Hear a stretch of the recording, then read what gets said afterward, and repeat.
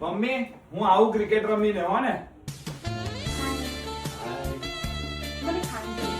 समझ रहे हो મને ખાંડ જોઈએ. હા હા આપો. Oh yeah. મમ્મી ખાંડ આપ ને.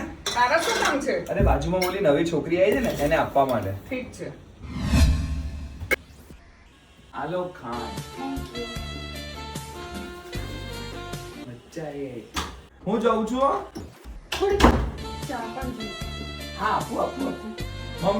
મમ્મી થોડી ચા આપ ને. હવે કોને આપી છે? બાજુવાળીને. જબરા માણસો ઘડે ઘડે લેવા આવી જાય છે બધું. આલો ચા. Thank you.